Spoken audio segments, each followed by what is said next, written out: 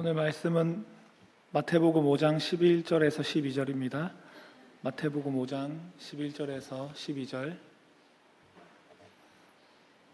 같이 합독하겠습니다. 나로 말미암아 너희를 욕하고 박해하고 거짓으로 너희를 거슬러 모든 악한 말을 할 때에는 너희에게 복이 있나니 기뻐하고 즐거워하라. 하늘에서 너희의 상이 큼이라. 너희 전에 있던 선지자들도 이같이 박해하였느니라. 아멘. 네. 오늘 말씀이 좀 셉니다. 네. 청소년부에서도 전했던 건데, 유해무 교수님의 책 중에 우리는 무엇을 믿는가라는 책이 있는데 그 책을 읽다가 설교를 좀 쓰게 되었습니다.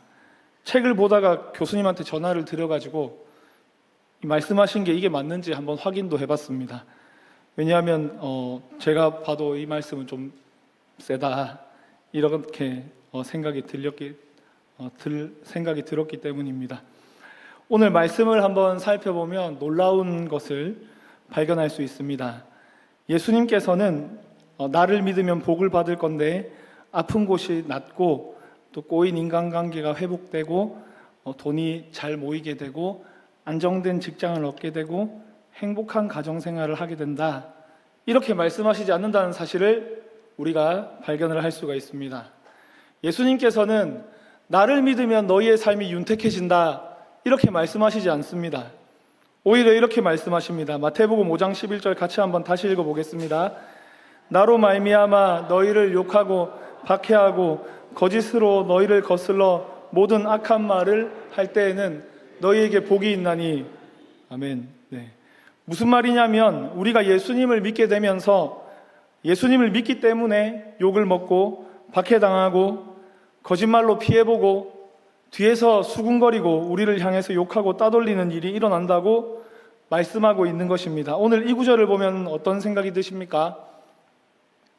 예수님께서는 그런 일이 있을 건데 그런 일이 일어날 때 너희에게는 복이 있다 이렇게 말씀하십니다. 예를 한번 들어보겠습니다. 우리 성도님들 중에 누군가 직장 생활을 하고 계시는데 예수님을 잘 믿어가지고 따돌림 당하고 당직 아닌데 막 당직시키고 일거리 몰아서 주고 뒤에서 수군거리고 괴롭히고 이런 일이 실제로 일어났다고 가정해 봅시다. 2025년에는 잘 일어나지 않는 일이지만 실제로 일어났다고 가정해 보면 그것은 인간적인 관점에서 보면 좋은 일이 아닙니다. 인간적인 관점에서 봤을 때는 나쁜 일을 당한 거고 일어나면 안 될 일을 이렇게 겪게 된 것입니다. 그런데 오늘 예수님께서 하시는 말씀을 놓고 봤을 때는 그런 일을 당하는 것은 오히려 복이다. 오히려 그런 일들을 당했을 때 기뻐하라 이렇게 말씀합니다. 그게 복인 거다라고 말씀합니다. 예수님께서는 나 때문에 너희가 욕을 먹고 박해를 당하고 악한 말 듣고 무시당할 때 피해 입으면 그것이 너희에게 복이다 이렇게 말씀하십니다. 예수님을 말미암아 고난을 당했으면 그게 우리의 복이다 이렇게 말씀합니다. 그런 의미에서 섣불리 아멘 하시면 안 됩니다. 그런 의미에서 저와 여러분들은 복을 받았습니까? 예, 잘하셨습니다. 지금 아멘 하면 안 되는 타이밍이라 가지고. 예. 저는 확실하게 말할 수 있는데 저와 여러분들은 복을 많이 못 받았습니다. 안정된 직장을 구하는 것 복이 아닙니다. 자녀가 좋은 대학 가고 좋은 곳에 취직하고 가정 잘 꾸리는 것 좋습니다. 좋은데 오늘 예수님께서 말하시는 복이 아닙니다. 복이 아닙니다. 자녀가 잘 사는 것 복이 아닙니다. 건강한 것 복이 아닙니다. 집값이 오르는 것 생각만 해도 기분 좋지만 복이 아닙니다. 그런 것들은 좋은 겁니다. 좋은 거. 진정한 복과는 거리가 멉니다. 우리는 맨날 그런 걸 보면서 진정한 복이다 라고 생각할지 모르겠지만 진정한 복은 그런 게 아니라 예수님으로 인해서 박해받고 고난당하는 것, 그것이 진정한 복입니다. 예수님을 믿는 믿음을 고백했다가 박해받고 고난당하고 미움받고 울 때 이게 우리의 복입니다. 또 질문할 건데 섣불리 아멘 하시면 안 됩니다. 그러면 저와 여러분들은 복을 받았습니까? 네, 복을 못 받았습니다. 우리는 너무 평화로운 곳에서 너무 안일하게 예수님 믿고 부족함 없는 곳에서 대충 교회 나오고 안 오기 좀 그러니까 나오고 예전부터 나왔으니까 교회 나오고 이렇게 살아가는 이상 우리는 계속해서 앞으로도 예수님과 함께 고난받는 그런 일은 거의 없을 것입니다. 동일교회 다니면서 예수님과 함께 고난받는다? 그거는 매우 희박한 일입니다. 가능성이 없진 않습니다. 아주 희박하고 없을 상황이지만 전쟁이 나서 우리에게 북한군이 와서 김정은을 섬기라고 하고 막 이러면 우리는 예수님과 함께 고난받을 수도 있을 겁니다. 아니면 선교하고 싶은 마음이 생기면서 주님께서 갑자기 마음에 선교하러 가라고 하셔가지고 하필이면 예수 믿으면 고문당하고 사람 죽이는 그런 곳에 가서 선교하면 예수님과 함께 고난을 받을 수가 있을 것입니다. 그런 희박한 일이 우리에게 일어나지 않는다면 우리는 그냥 미적지근하게 예수님을 믿고 미적지근하게 교회 다니면서 그냥 그렇게 믿는 것이 저와 여러분들의 인생이 될 것입니다. 교회에서 서로 다투고 마치 이런 다툼이 인생 최대 힘든 일인 것처럼 생각하면서 사람을 무리짓고 싫어하고 이러면서 교회 나오는 것이 우리가 하게 되는 신앙생활입니다. 그러면 이런 삶은 예수님과 함께 고난받는 삶이 맞습니까? 복이 있는 삶입니까? 없는 삶입니까? 복이 없는 삶입니다. 왜냐하면 우리의 진정한 복은 예수님과 함께 고통받는 일이기 때문입니다. 베드로전서 4장 13절은 이렇게 말씀합니다. 함께 한번 읽어보겠습니다. 오히려 너희가 그리스도의 고난에 참여하는 것으로 즐거워하라. 이는 그의 영광을 나타내실 때 너희로 즐거워하고 기뻐하게 하려 함이라. 아멘. 우리는 그리스도의 고난에 참여하고 있습니까? 예수님으로 인해서 핍박받고 있습니까? 그냥 이렇게 예수님을 믿는 둥 마는 둥 하면서 살면 우리는 예수님과 함께 고난받는 삶을 살지 못할 것입니다. 그렇기 때문에 고난에 참여할 일도 없고 고난으로 인해서 즐거워할 일도 없습니다. 예수님과 함께 고난받는 진정한 복을 못 받은 우리는 맨날 쓸데없는 걸로만 고민하고 삽니다. 저도 마찬가지입니다. 저의 고난이라고 해봤자 아내가 잔소리할 때 말이 너무 많아가지고 귀에서 피가 날 것 같은 그런 느낌을 받는 게 저희 청소년부에 예수 믿지 않는 친구 중에 양승민이라는 친구가 있습니다.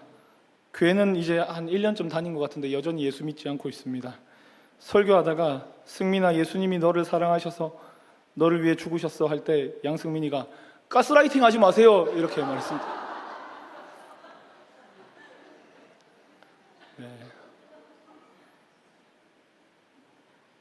아주 소소하고 미미한 이런 고난을 받고 있습니다. 누가 저를 죽일 듯이 제 손에 바늘을 찔러 넣으면서 예수 안 믿는다고 하면 이제 안 찔게 이런 말은 제가 들어본 적이 없습니다. 저는 그냥 지금 애매한 시간을 보내고 살아갈 뿐입니다. 전도 축제 영상을 요즘 만들고 있습니다. 다음 주에 또 뭘 만들어야 될지 모르겠습니다. 생각해보면 영상 만드는 게 그렇게 어렵고 고통스러운 일은 아닙니다. 사실 좀 힘듭니다. 그런데 저의 이런 고민은 매우 소소한 고민입니다.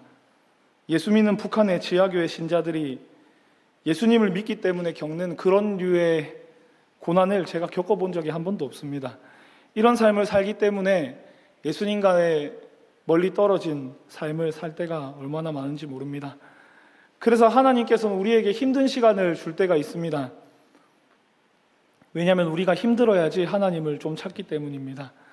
저는 제 인생에서 신앙이 제일 좋았을 때 하나님을 제대로 붙들었을 때가 언제냐면 군대 전역하고 다쳐가지고 2년간 못 걸었을 때 그래가지고 원래 71kg였는데 91kg가 돼가지고 지금도 못 뺐는데 갑자기 살찌고 못 걷고 그때 앞으로도 못 걷는 거 아닐까 하면서 그렇게 걱정하며 절망감에 몸부림치면서 살았을 때 그때 하나님을 제일 붙들었던 것 같습니다. 그런데 돌이켜보면 그것마저도 애매한 고난이었고 예수님을 위한 고난은 아니었습니다. 오늘 말씀은 우리에게 예수님과 함께 고난을 받는 것이 복이라고 말씀하고 있습니다. 그리스도의 고난에 참여하는 것으로 즐거워하라고도 말씀합니다. 성경에서 말하는 복이 바로 이 부분입니다. 자녀가 돈을 잘 버는 것 복이 아닙니다. 자녀가 안정된 직장을 구하는 것 복이 아닙니다. 집 잘 사는 것 복이 아닙니다. 건강한 것 복이 아닙니다. 자녀들을 많이 낳아서 자손이 많아지는 것 복이 아닙니다. 다 좋은 것은 맞습니다. 복이 아니라고 하니까 그거 복 아닌가 하는 표정들이 많으셔서 다 좋은 게 맞습니다. 맞는데 복이 아닙니다. 진짜 복은 뭡니까? 예수님을 믿고 사랑하는 사람이 예수님의 이름으로 치욕을 당하고 하나님께 영광을 돌리는 것, 그것이 진짜 우리가 사모해야 하는 복입니다. 우리는 이미 부활로 사신 예수님께서 베푸시는 영원한 생명을 얻었습니다. 그래서 이 땅에서 박해와 욕을 당해도 이 땅이 다가 아니라는 사실을 알기 때문에 그래서 괜찮아 하면서 살아가는 것, 그것이 우리의 복입니다. 누구 집은 잘 사는데 우리는 왜 이렇노? 복을 못 받았다. 누구 아들은 장가도 잘 가고 애도 잘 낳는데 우리는 왜 이렇노? 우리는 복을 못 받았다. 이러면 안 됩니다. 우리의 복은 뭡니까? 돈 잘 벌고 안정된 직장 가지는 것 복이 아닙니다. 가족끼리 오손도손 잘 지내는 것도 복이 아닙니다. 물론 그것도 좋은 것이긴 합니다. 그런데 우리의 진정한 좋은 것, 진정한 복, 진정한 소망은 예수님과 함께 고난받는 것, 그것이 우리의 소망이 되어야 됩니다. 우리의 복은 예수님과 함께 고난받으면서 주신 고난과 고생을 달게 받으면서 장차 올 하나님의 영광을 바라보면서 앞으로 걸어나가는 것이 우리의 신앙이 되어야 됩니다. 여러분들은 예수님을 위해서 무엇을 하고 있습니까? 떠오르는 게 있으시겠지만 사실은 예수님을 위해서 우리가 할 만한 것은 아무것도 없습니다. 저도 마찬가지입니다. 그냥 교회에서 목사로 사례받고 살지만 그냥 안정되게 살고 있지만 이것이 제가 받을 수 있는 최대한의 복이 아니라는 것을 알고 있습니다. 제가 목사가 되고 나서 목사를 한다고 신대원에 가고 나서 저희 부모님의 최대 소망은 아들이 나중에 번듯한 교회 담임 목사가 되는 것입니다. 저도 은연중에 그걸 바라보고 있습니다. 그런데 사실 그것은 복이 아닙니다. 그것은 그냥 안정된 것입니다. 복은 우리가 안정된 삶을 사는 것이 아닙니다. 복은 우리의 삶이 더 윤택해지는 것이 아닙니다. 그런 시각은 마치 이 땅이 전부인 것처럼 그냥 그렇게 사는 마음입니다. 이 땅이 전부가 아닙니다. 우리가 사모해야 하는 장차 우리가 영원히 거할 본향이 있습니다. 여기는 그곳이 아닙니다. 돈 잘 벌고 잘 먹고 건강을 위해서 잘 지내는 것 좋습니다. 그런데 그것이 전부인 양 살아가면 안 됩니다. 그래서 저는 우리 청소년부 친구들 중에 공부한다고 교회 안 나오는 거 못 참겠습니다. 그런 자세야말로 이 땅이 영원한 듯 살아가는 자세이기 때문입니다. 제가 우리 애들한테 이 설교를 몇 주 전에 하면서 엄마 아빠가 학원 가라고, 교회 가지 말고 학원 가라 할 때 어떻게 대답해야 되는지 알려줬습니다. 이렇게 대답해라고 했습니다. 물론 다 잊어버렸을 거지만 이렇게 해라고 했습니다. 엄마, 이 땅은 우리의 전부가 아닙니다. 우리의 복은 예수님과 함께 고난당하는 거지 이 땅에서 잘 사는 것이 우리의 복이 아닙니다. 이렇게 말을 하라고 가르쳤습니다. 오늘 근데 또 한 명 안 왔습니다.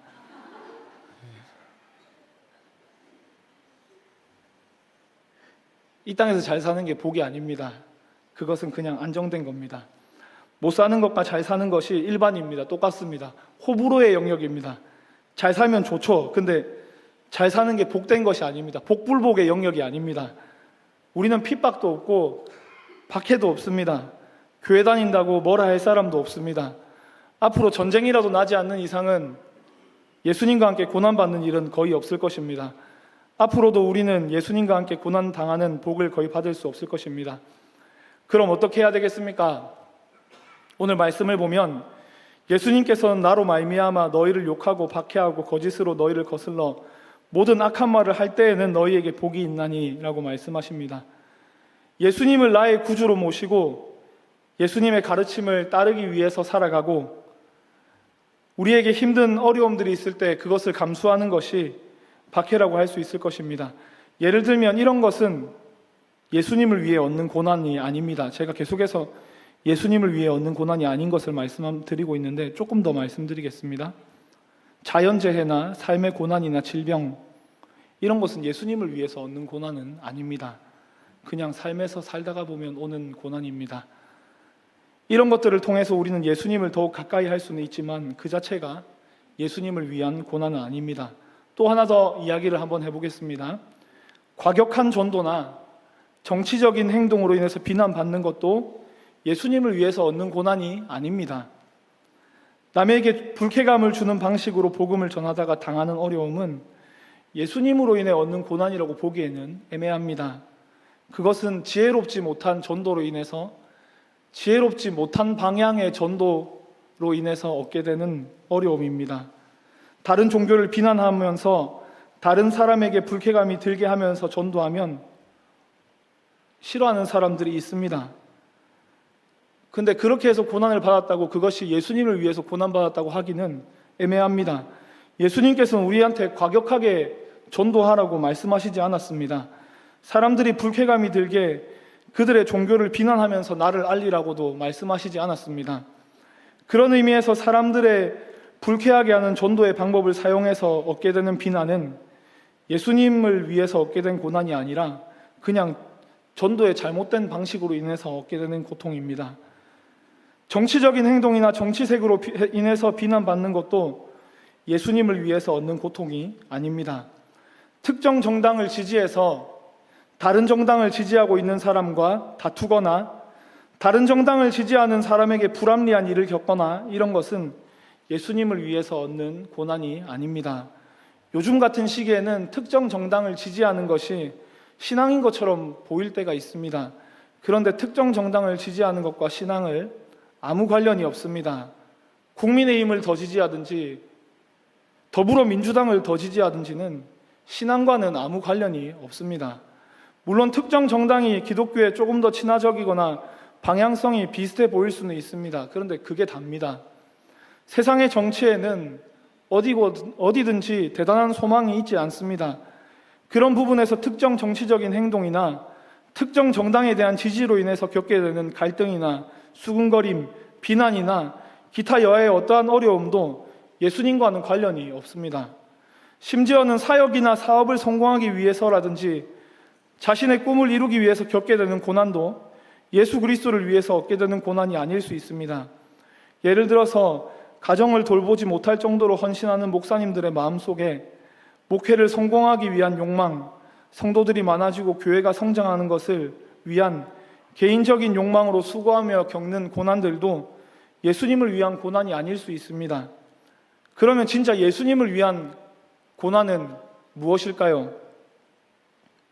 예수님의 성품과 예수님의 삶의 모범을 따르기 위해서 감당하는 고난이 예수님을 위한 고난입니다. 예수님을 믿는 신앙 때문에 예수님을 닮기 위해서 감수하고 희생하는 것, 그것이 예수님을 위한 고난입니다. 저는 이 설교의 뒷부분을 전도와 좀 연관을 지었습니다. 왜냐하면 전도 축제가 다가오고 있고 저는 전도국 디렉터이기 때문에 네. 네. 어쩔 수 없이 네. 전도와 한번 연관을 지어봤습니다. 네. 전도를 하면서도 우리는 예수님을 위한 고난을 받을 수 있습니다. 다른 종교를 공격하지 않았는데도 그냥 그리스도가 주되심을 선포했는데 예수님의 십자가의 도만을 증거했는데도 듣는 사람이 갑자기 기분 나빠하고 나를 싫어하고 미워하고 이러면 그것은 예수님의 고난이라고, 예수님을 위한 고난이라고 할 수 있겠습니다. 물론 그런 일이 잘 일어나진 않습니다. 전하는 자가 무례하거나 불쾌하게 전하지 않았음에도 오는 핍박들, 그런 핍박들은 예수님을 위해서 당하는 고난이라고 할 수 있겠습니다. 저는 설교를 쓰면서 한번 생각을 해봤습니다. 우리 교회 몇몇 분들을 생각해보면서 이 정도의 성품이면 이웃이나 직장 동료들에게도 인정받는 삶을 살고 있으실 것 같아 라고 생각이 드는 분들이 있었습니다. 가족한테까지 인정받는 것은 쉽지 않지만 우리 교회 누군가는 또 가족한테까지 인정받고 계신 분들이 있을 것입니다.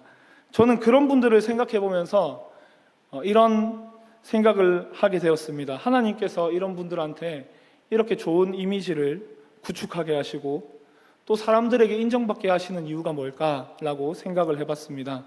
저는 그렇게 생각합니다. 이분들을 통해서 하나님께서 하나님 나라를 확장시키기를 원하시는 거구나, 이렇게 생각합니다. 물론 우리가 복음을 전한다면 복음을 전하는 그 행위 자체로 인해서 우리의 이미지는 실추될 수 있습니다. 누가 우리한테 저 사람은 종교에 너무 빠진 사람이다, 이렇게 말할 수 있습니다. 그렇게 안 봤는데 자기 시각을 좀 강요하는 사람이다, 이렇게 말을 할 수도 있습니다. 좋은 사람인 줄 알았는데 교회 가자 하니까 거리를 좀 둬야 되겠다, 이렇게 이야기할 수도 있고, 심지어 한두 달간 갑자기 말을 안 걸거나 인사를 안 받아줄 수도 있습니다. 그런데 그러면 우리는 뭘 해야 됩니까? 12절을 함께 한번 읽어보겠습니다. 시작. 기뻐하고 즐거워하라. 네, 여기까지 읽겠습니다. 기뻐하고 즐거워하라. 이런 일들이 우리의 오늘 말씀과 굉장히 부합하지 않습니까?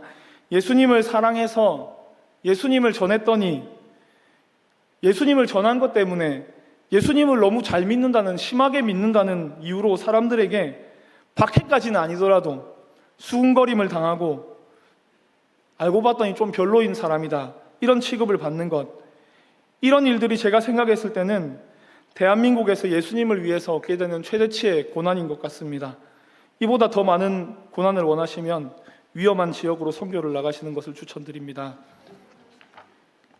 예수님을 전했다가 돌에 맞고 재산을 뺏기고 감옥에 갇히고 사회에서 배척당하고 죽임까지 당하는 일들이 여전히 많은 곳에서 일어나고 있습니다. 그냥 예수님을 믿는다는 이유로 그런 일들이 일어납니다. 우리는 대한민국에 사는 이상 그런 일들을 겪을 수가 없습니다. 너무 감사하고 좋지만 한편으로 생각하면 우리는 저들보다 더 큰 복을 받기는 힘들 것 같습니다. 그나마 우리가 할 수 있는 것, 목숨이 왔다 갔다 하기는커녕 사람들 눈에 좀 이상한 사람으로 보일 수 있는 그런 분위기, 그 정도는 우리가 다 할 수 있는 것 아니겠습니까? 제일 사랑하는 친구한테 복음을 전하는 것 어렵습니다. 또 그런 말 하냐고 또 흘겨볼 수도 있습니다. 어쩌면 한동안 연락을 안 받을 수도 있겠습니다. 그런데 그렇다고 그 친구가 나를 돌로 때리고 재산을 빼앗아가고 핍박하지는 않는다는 점을 우리는 생각을 해봐야 됩니다. 한국에 살고 있는 저는 누가 제 손톱을 뽑으면서 예수 모른다고 하면 남은 손톱 3개는 안 뽑을게, 이런 말을 들을 일이 없습니다. 대단한 불이익을 우리가 겪지 않습니다. 손톱이 뽑히거나 칼로 찔리거나 이런 일이 아닙니다. 그냥 예수님을 살며시 전해보는 것. 우리 교회 휴지 큰 거 준다, 이런 얘기 해보고, 왔다가 휴지만 받고 가는 게 아니라 설교 듣고 은혜 받아가지고 나중에 세례까지 받아라 하며 속으로 축복기도 해주는 것, 이 정도는 할 수 있는 거 아니겠습니까? 불이익도 아닙니다. 제가 봤을 때는 여담이지만 이번에 휴지 큰 거 줍니다. 네. 저번에 받았던 크리넥스 데코 앤 소프트 줍니다. 비싼 겁니다. 물가 상승으로 가격이 많이 올랐습니다. 휴지까지 큰 거 주는데 한번 이야기해 볼 수 있는 거 아닙니까? 이미지가 좀 실추되고 누가 모른 척 좀 하면 어떻습니까? 오히려 주님께서는 예수님으로 인해서 고난받는 복이야말로 진정한 복이라고 우리에게 말씀하십니다. 매번 전도 축제 때마다 또 이런 거 전도 축제 같은 거 한다고 사람들한테 얘기해야 되고 뭐 써서 내야 되고 부담스럽고 이미지 실추되고 안 했으면 좋겠다, 이렇게 하면서 찡그리지 마시고, 제일 사랑하는 사람한테 교회를 안 나오고 있으면 또 말해보시기 바랍니다. 남편이 안 믿고 있는데 또 괜히 말했다가 교회 가자 했다가 욕 듣고, 그럼 뭡니까? 복입니다. 복. 자녀가 안 믿고 있는데 슬며시 또 교회 가자 했다가 예수 믿었으면 좋겠다 했다가 무시당하면 뭡니까? 복입니다. 복. 친구한테 말했는데 친구가 니 또 그런 말 하나, 이런 소리 하면 뭡니까? 복. 너무 빡세게 전도 안 하셔도 됩니다. 다른 종교들 막 폄하 안 하셔도 됩니다. 그냥 예수님 사랑만 전하고 우리 교회 큰 휴지 준다, 우리 담임 목사님 진짜 동안이다.